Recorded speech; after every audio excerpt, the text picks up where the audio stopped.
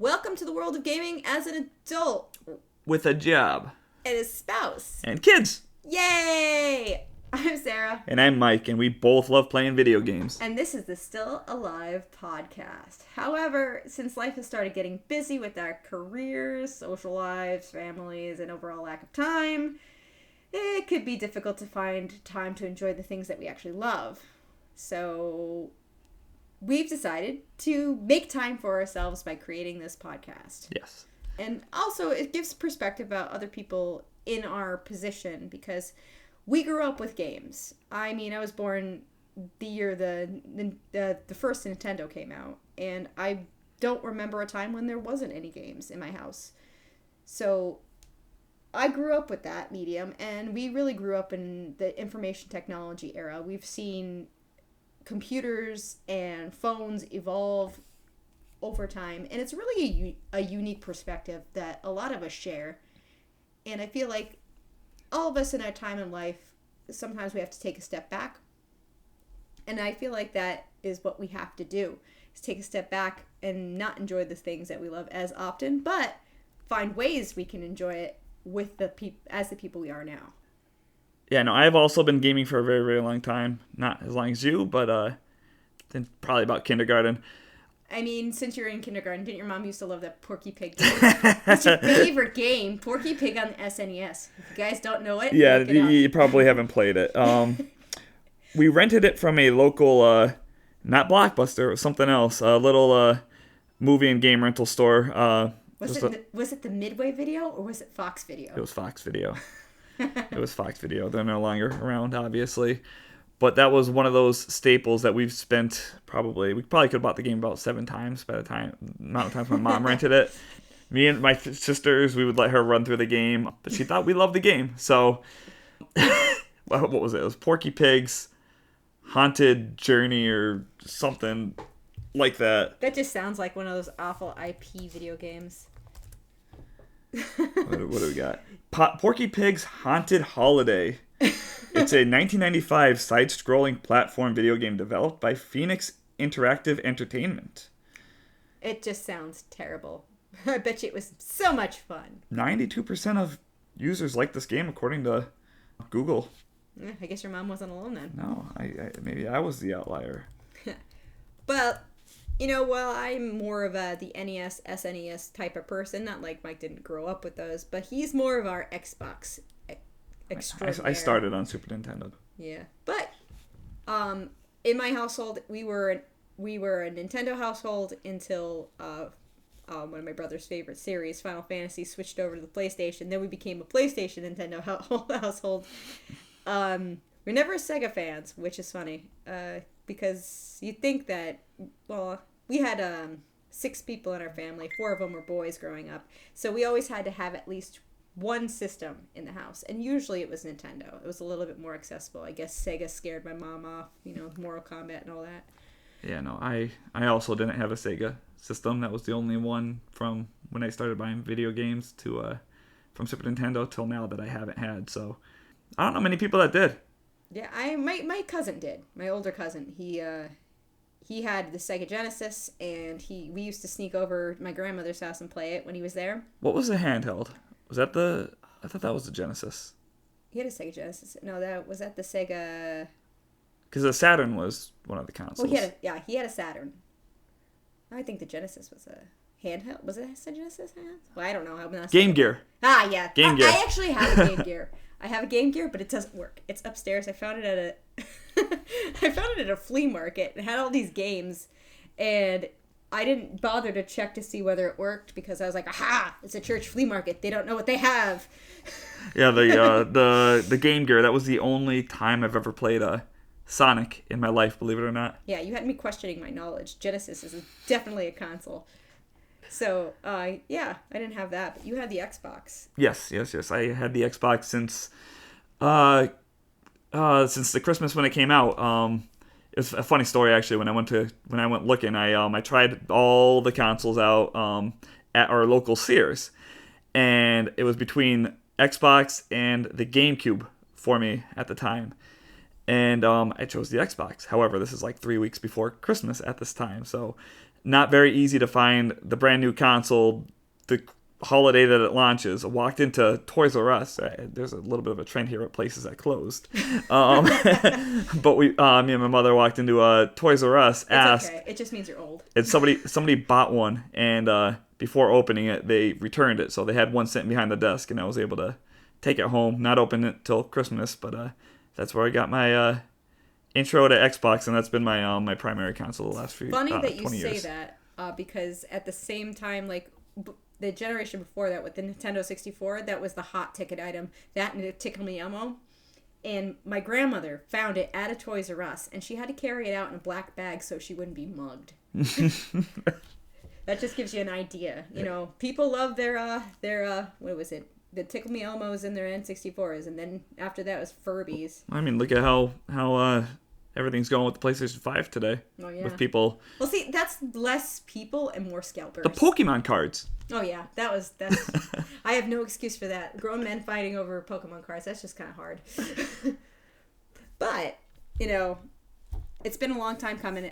Mike was, like I said, he had the Xbox. I had PlayStation 2, and then when we started dating, I believe that's the PlayStation 3 and Wii U era. Yeah, so that was 2012. So that was towards the very end. I had the PS3, I had the 360, and we were one of the 7 people that bought the Wii U. Yeah. And we had a lot of fun with it too. Yeah, I don't care what anybody says. They had a lot of good games. Yeah, and it was a system that nobody bought because first party. Nintendo is gonna Nintendo. But you know what? It's funny when I first met Mike and how we got together. A little bit about who we are and how we came to be beforehand. When I first met Mike, I always thought that he was more of a jock than anything. Had her fooled. Yep, he was Mr. Basketball shorts and football tees and backwards baseball caps, and that's not necessarily the first thing you think of. And I was stereotyping hardcore, but you know what? I was in college. Who cares? And I'm sure you didn't think that I was hardcore. No, you're the rocker chick that's in a band, frontlining the show. So, again, not what you typically think of when you think of a gaming nerd. Yep. So when we first started dating, it was kind of hilarious because I was like, oh, actually, the introduction to this was I was talking about how hard it was to get Super Mario RPG because I didn't have it growing up. And I always wanted to play it because when we had the Super Nintendo, we only could have so many games. My mom would only buy a few because, hey, we were kids. We couldn't afford our own stuff. My parents tried to give us whatever we could.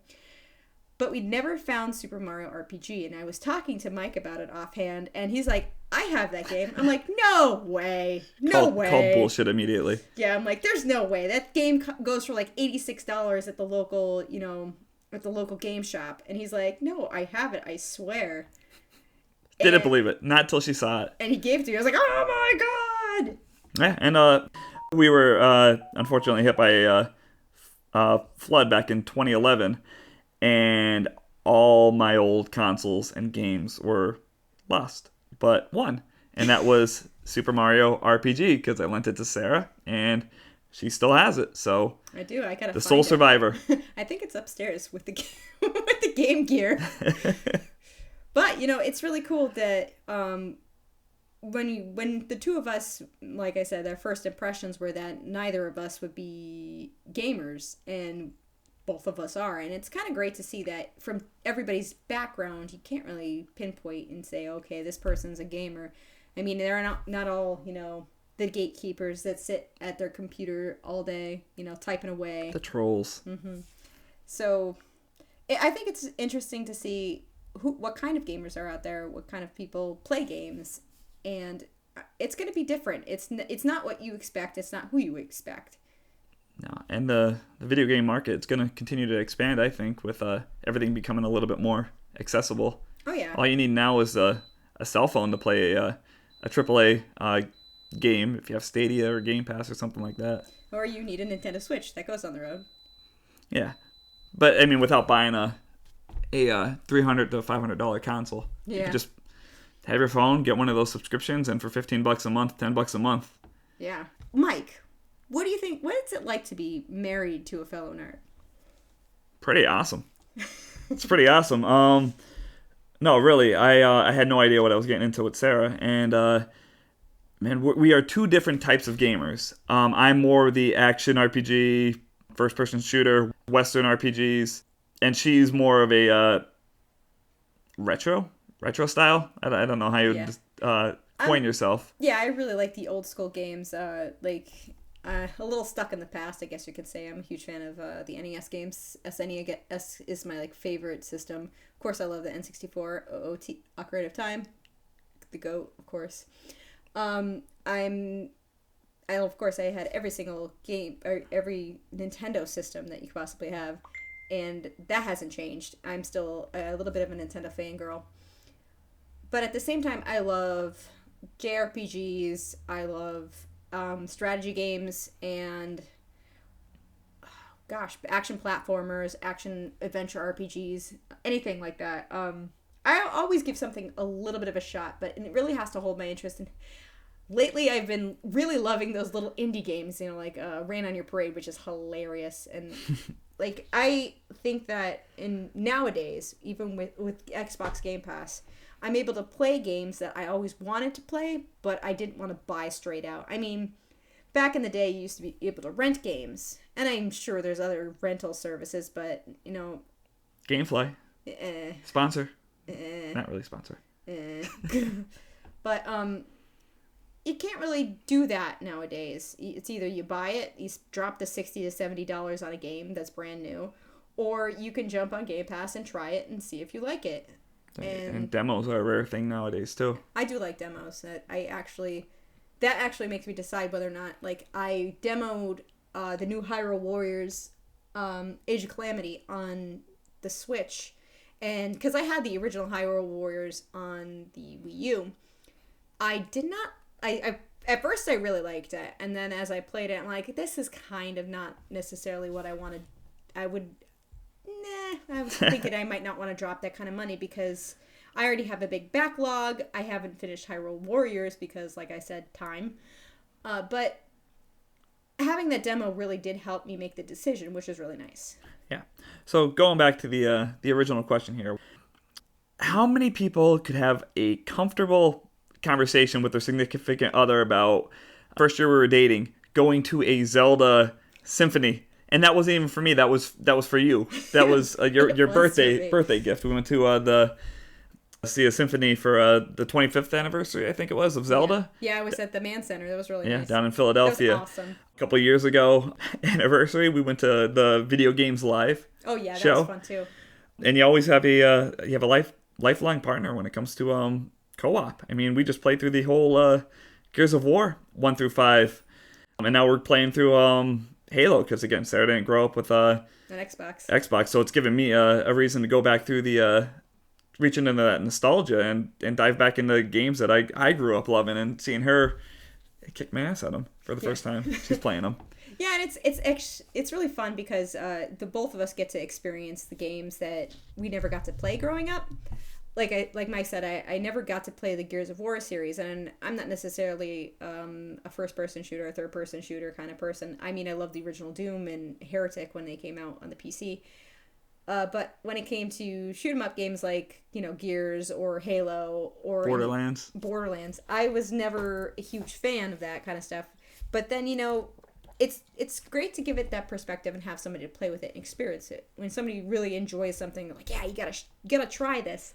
And then you share their enthusiasm when they're showing you it. And I will 100% be transparent at the fact that when we played the first Gears and the Berserker burst through the room, I screeched at the top of my lungs and threw the controller. I was waiting for that moment because, man, I was a teenager when I played that for the first time, and it scared the shit out of me. So she does not like horror games. That's not her style. I love them, but that's the first one. I actually forgot how many survival elements there were to the game. It's a little bit more on the darker side than some of the newer Gears games. Not scary by any means, but I was looking forward to that moment. Yeah, it didn't cross the line like the Fast and the Furious franchise where they're trying to take themselves seriously and then they decide that they're not going to take themselves seriously and have The Rock redirect a missile with his bare hands. Yeah, with Gears, you're you're chainsawing through aliens with a chainsaw gun. So well, they marked that right in the beginning. You kind of have an idea of that, and it's funny because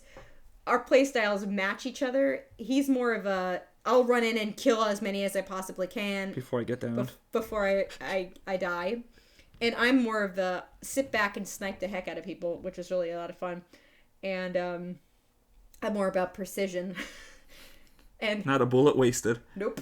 And it's a lot of fun. And that's something that I got to discover because we married each other. I probably never would have picked up Gears because I never would have owned an Xbox. But that's another good thing about marrying somebody who's a nerd like you, because you can share both of the things that you love. And we share not only just our love for games, but a love for movies, a love for board games, because it's always having that partner who is willing to jump in and try something that you're enthusiastic about. So I think that's the peak of Oh, definitely. There's so many experiences that I'm getting that I wouldn't have had otherwise. I did not play Zelda. So so my first time seeing yes, and she made sure that I if I'm not going to play Zelda, I watch her play Zelda. So I got tied to the chair, eyelids held open by duct tape, and I was forced to watch her play through Ocarina of Time. That's my first experience with Zelda, which was fantastic. Of course. It was definitely worth it, but and never would have had that otherwise. And it's funny because as the baby of the family, I grew up as a backseat gamer a lot of the time, so I would be watching my brothers play all sorts of games that I wasn't allowed to touch until they finished them, like Bionic Commando, Mike Tyson's Punch-Out. Porky Pig? No Porky Pig. No Porky Pig there. A lot of the Final Fantasy series, Dragon Quest, like a little bit of everything. And naturally, what my brothers were playing, I was into. But as I grew, I was able to kind of form my own opinion about games and start to branch off and do what I really liked. And being able to share that experience, and it helps me, but it helps me connect with Mike a little bit more, especially like when I see a game that I really want to play, but I know I won't have time for. Just a little background: we have a toddler and we have an 8-month-old. So and they all want mommy all the time. They want mommy. Except for when it's playtime. Yeah, then they want daddy. And then it's just mommy all the other times. So when I'm holding the baby or he's napping, I want to watch something fun. And I'm not necessarily a huge TV person. I'd rather watch games that I can't play. So I make Mike play them. Most recently, the Uncharted series. Oh, yeah, that's cool. It's like watching Indiana Jones. It was pretty great. It was great. And I'm trying to get him to play Uncharted 3 because he played Uncharted 1 and Uncharted 2. He hadn't played those before. That's another big difference between me and Sarah. With single-player games, with story-based games, I'm a one-and-done type. I don't go back and replay games. My backlog is way too long. So once I beat a game, it's very rare that I return to it, except for if it's a multiplayer game like a Rocket League or most recently Knockout City. Then those I'll return to forever. But Sarah's the total opposite. I have not played through the Stick of Truth 800 times. No, I do like to relive my favorite games and just enjoy them and try to look at them in different perspectives, because you always find something new, and it's really exciting. I like revisiting favorites, but I do like to experience new favorites as well. So what's it like to game with kids? We kind of talked a little bit about backseat games. Well, when they're newborns, it's amazing. You play all the games that you want. All they do is sleep when they're not... And poop. Yes, when they're not pooping. All they're doing is sleeping. So you're forced to play video games. When our first was born, that was the most amount of gaming I've done myself in the last couple of years. And then when our second was born, again, same case again. You're holding them at night. You have them in one arm. There's not much you could do other than watch TV or play video games. So funny timing was after we had our first, Doom, the 2016 edition, came out on Game Pass, and played it while Sarah held the baby. Rip and tear. Rip and tear. I played through the whole campaign. She watched the campaign. And then when we had our second, the same month our second was born, Doom Eternal came to Game Pass. So after Luke would go to bed, he's 2 years old now at this point. After Luke would go to bed, we'd play through the whole campaign through from beginning to end. We still have to do the DLC, but it was when they're a newborn, it's fantastic. You get more time to game than you think. It's once they start to get a little bit older, that toddler age, that things get a little bit more difficult. And plus, we were really lucky. Neither of our sons had GERD or acid reflux, so both Reese and Luke were really good sleepers when they were born. So I would sit there and watch because I can't really do much. Like I said, I was recovering from the C-section both times, and I had nothing else better to do than to put my feet up, feed the baby, and watch something. I actually, when Mike was asleep, because, I was up all night feeding the baby, and Mike would feed the baby once in a while to give me a break, but, I used that time to catch up on all the Marvel movies I didn't see. So I would watch Mike play video games during the day and watch movies at night that I haven't seen. So that's basically how I caught up on life. Now that we are, the babies are sleeping through the night, Luke is going to be turning 3 soon, we do find time to play our games. So what are we playing now? Mike, what are you playing? What am I playing? I think you're playing Knockout City, and you don't have a main IP. What was the last game you finished besides Uncharted 2? I went back and played Resident Evil 7 Biohazard because I tried playing that in VR when it came out, and I love horror games, but no, just no. So I decided to just suck up my pride and play through that in flat mode, not VR, and it was a good decision. And that's not a game you could play. That's like one of those games we can't play with the kids around. No, definitely not. So I played that in anticipation for Village, and after beating Resident Evil 7, I decided I need a break before playing Village, and I don't know what to jump into. I played Hitman before Resident Evil 7, Hitman 3. Actually, the whole trilogy I binged through. Right now, I don't really have a main IP. I just finished Uncharted 2 with you watching. Yeah. What the hell am I playing? You're not playing anything. You're just playing Knockout City.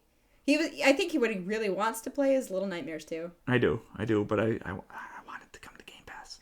It's a one and done for me. I love the first one. I heard the second one's fantastic, but it's a shorter campaign. I'm waiting a couple more weeks to see if it drops on Game Pass. If it doesn't by August, I'll just drop the money. I'll buy a game. I don't buy games that often anymore, but the ones that I really, really want to play, I usually buy at launch. Last of Us 2, I think, was the last game that I bought at release. Yep. Currently, I'm playing a couple different games. I'm forever playing Animal Crossing New Horizons because I'm a chump.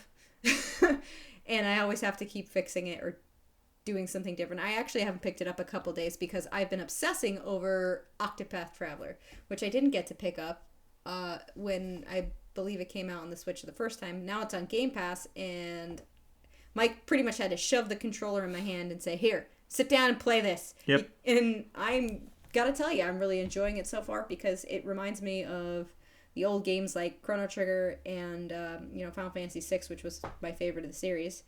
But it also has all those new elements that make it better. Because grinding is fun and all, but it's a new take on the way everything is done, and I'm really enjoying it. I'm really into it. You got to cut out a little bit of that fluff. So, do they make the grinding a little bit more easier to deal with? Well, I don't even have to grind if I really don't want to, because if you go along the trails and fight all of the monsters you hit before you get to the destinations, and do all the destinations, or in this game, it's like you have to get different characters and you have to beat different chapters. So as you do that, you have to go from place to place, and as you explore the map, you run into random enemies. And as long as you fight the random enemies on your way, you'll be fine.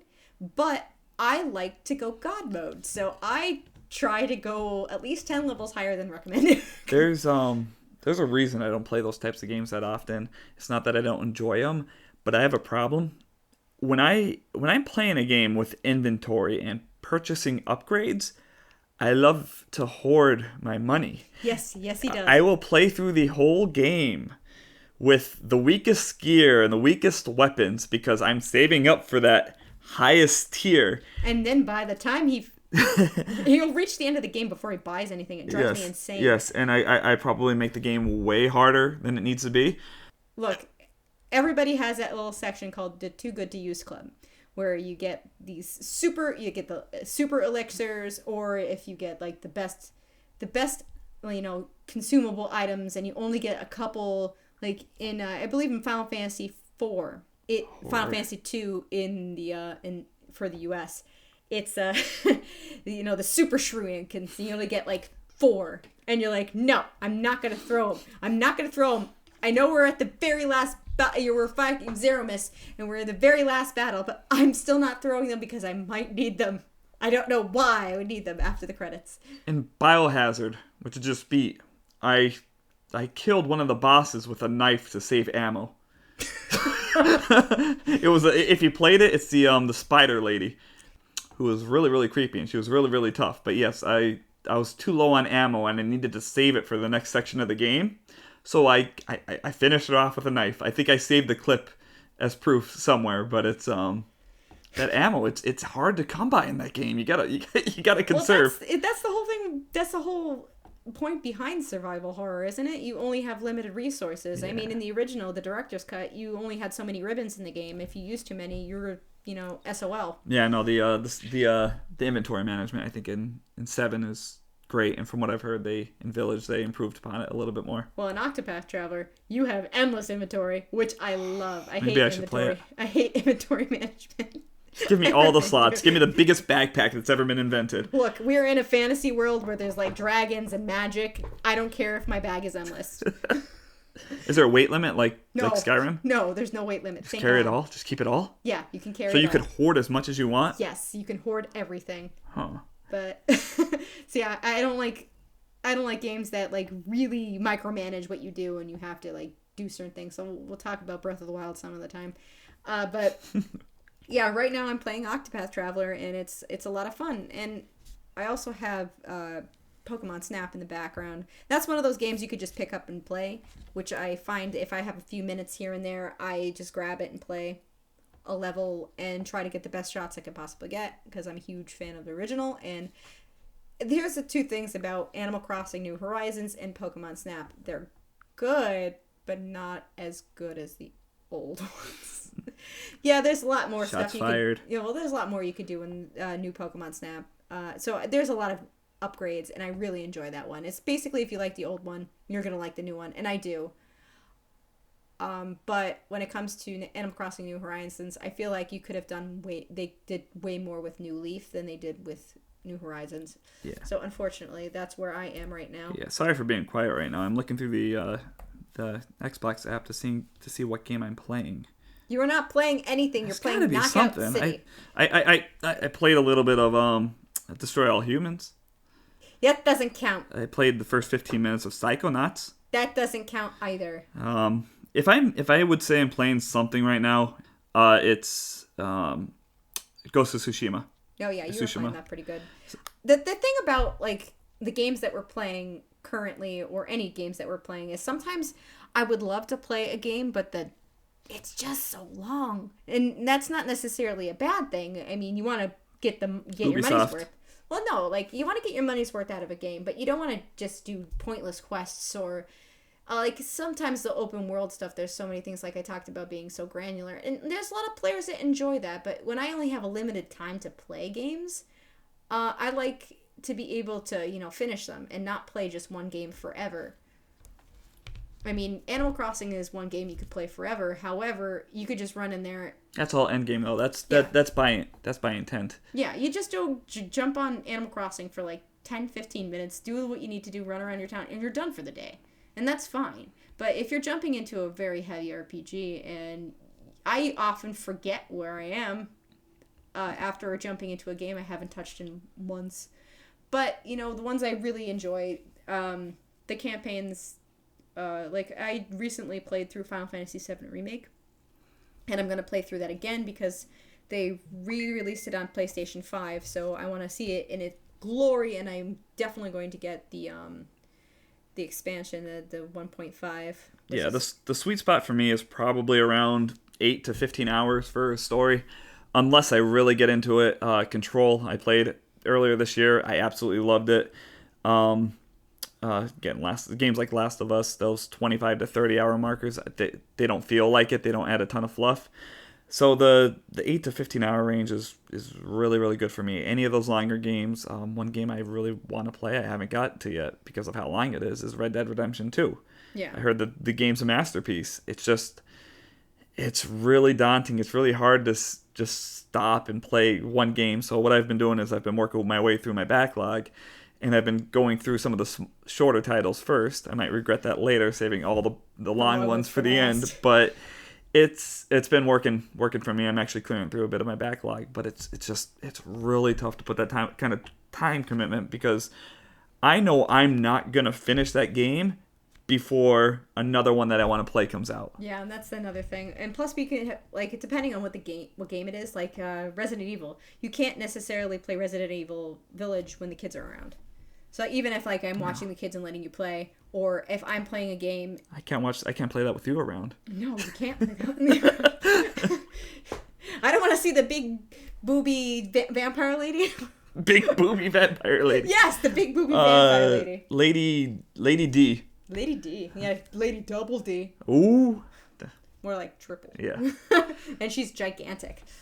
I mean, I'm sure if we put a funny twist on it, I could totally let it go in the background, but, you know, but we don't want our 2-year-old to see it just because it's just not appropriate for his age range. No. Like, if we were just there with the baby, that's fine, because the baby could see a big booby vampire lady. Yeah, he won't care. He won't remember it. But I don't want to traumatize our 2-year-old. But that's another thing. If we're having these long games, it's kind of hard to have 2 different games going simultaneously, especially if one's a really long game and you can only play it when the kids are asleep. And you kind of just have to choose your battles as far as that's concerned. And I'm sure we give each other time to play. Like, Mike will watch the kids and let me go run upstairs and play Octopath Traveler. Not necessarily never to be seen again. Oh, yeah. I never come back.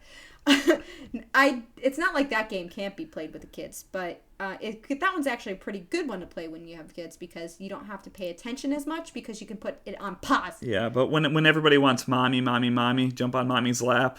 Yeah. Mommy needs some mommy time. Yeah, mommy needs some mommy time. That's another thing. We'll go to playing games together and just generally. So we already have an idea of what we're playing apart, but what we play together is... Right now we're playing through the Master Chief Collection. Mm-hmm. We're going through Halo. We just finished Halo 2. Yep. And we actually have Borderlands 2, which we're at the very end. Yeah, we just keep not going. I don't know why. We just... Because there's so many games! I think the last time we were getting through Borderlands 2, and we got close to the end, and we're like, shit, hit the fan here. And then Gears 5 came out, and we're like, damn, we have to play Gears 5. I think that's exactly it. And then the Master Chief Collection came out, and you're like, damn, we have to play through Halo so we can get Halo Infinite and play that together. And we're trying to get through that, and we are not succeeding. And then we have more on a backlog. We have that It Takes Two. Yeah, it hasn't reached Game Pass yet, so nah. That we can wait. But I'm really excited because I heard that was really fun as far as co-op is concerned. We also have Minecraft Dungeons. We played through the actual main story, but they've been releasing DLC pretty rapidly. So I think there's about 5 other worlds that were added since. Yeah, and I really want to jump back into that. And I think the other one we have is Overcooked. And Overcooked, there's a little bit of DLC that we haven't played yet. And I am a huge fan of Overcooked. It's one of my favorite games. Speaking of games that you play through 100 times. Yeah, we played through it when the All You Can Eat edition came out because I wanted to see it in glorious HD. 4K, is it? Was it 4K? It was 4K, yeah. It was a glorious 4K. And, of course, I had to go through and eat some vegetables. Because that's my favorite thing to do in that game is throw things that somebody said. It's so hard to play that game when you're dying of laughter. Yeah.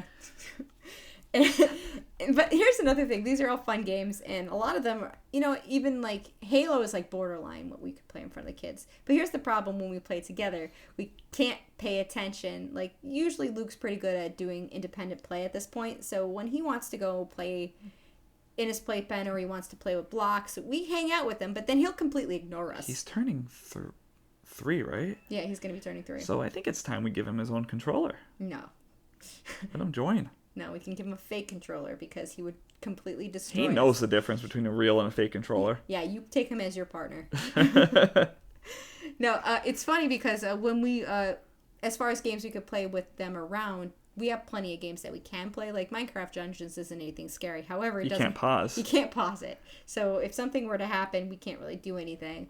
So, and one of us kind of has to be able to just throw the controller down and answer to anybody's whim. So if the baby cries or if he's napping and the two of us are in a room. I wonder if quick resume works for Minecraft Dungeons. If we just went to the home screen, would that be a way to... No, because it would loophole? exit us out of the dungeon. No, I don't think so. Dungeon. We have to test that. Yeah, we'll see. We'll have to check that out. But that's another thing Loophole. that makes it difficult to game with kids is just if we want to play a game together, we can only do it when somebody's babysitting. What was the last game we played together with the kids watching? I know Luke loved watching Cloudy. Yeah. Well, Ran in the parade. Yeah, that's different because that's one of us playing and the other one is watching one of the kids. So we do play. Luke is into games, but not super into games. Not enough. Not yet. He enjoyed Rain on Your Parade. Oh my god, he loved it. He enjoys when I play Mario, so I started playing Mario Odyssey for him, and then I got Bowser's Fury, so I was playing that, and he was enjoying that. But he has a short attention span when it comes to that. He's like, "Oh, this is fun" for like 5 minutes, and then he goes and plays with his blocks, which is great. Oh, I just thought back to Astro. Oh, this is so sad. Oh, he loved Astro, and He was so excited. I'd give him the controller, let him push the buttons on the D-pad. He'd do the little dance moves. The Astro that shipped with the PS5, we're lucky enough to have two in the house. yeah, because we're not scalpers. We actually want them. Yes.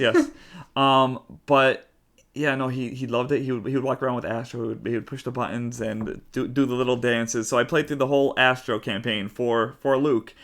And we got to the very end, and spoiler alert. Yeah, little mini spoiler alert that you fight a T-Rex, and when the T-Rex, was it when he killed me or when he just came out? He came out and he killed you. Yeah, so I lost the first time, so I died, and Luke ran out of the room and was super upset. And we asked him what was wrong, and he's like, "Is Astro okay?" He broke my heart into a million pieces. Yeah, so obviously we didn't finish that game until he went to bed, but he was heartbroken. And when I put him to bed that night, it was, "Is Astro okay?" Just kept asking. He was just so concerned about Astro. Yeah, it's a little bit heartbreaking. But you know what's funny? He loves games and he loves to watch when we play, and he grasps certain things. He loves Cloudy. He still talks about Cloudy, even with like other toys. When he sees Cloudy, he's like, "Cloudy." He loves Rain on Your Parade. He loved Astro so much, and he still talks about Astro. So he likes Mario. He has a lot of Mario shirts and stuff like that. So he knows all the characters. He can name Bowser. He can name Peach, Yoshi. Luigi. He has a Build-A-Bear Yoshi. We got that for him for Christmas, for his first Christmas. So that's the fun part about gaming with a spouse and with two young kids. So what our goal for this podcast is kind of just to touch on some things that in gaming, pop culture. We should probably jump in and tell them why we named it Still Alive Podcast. Oh yeah, because when we got married and we found out that we were secret nerds. We weren't secret nerds. We just didn't tell each other about it.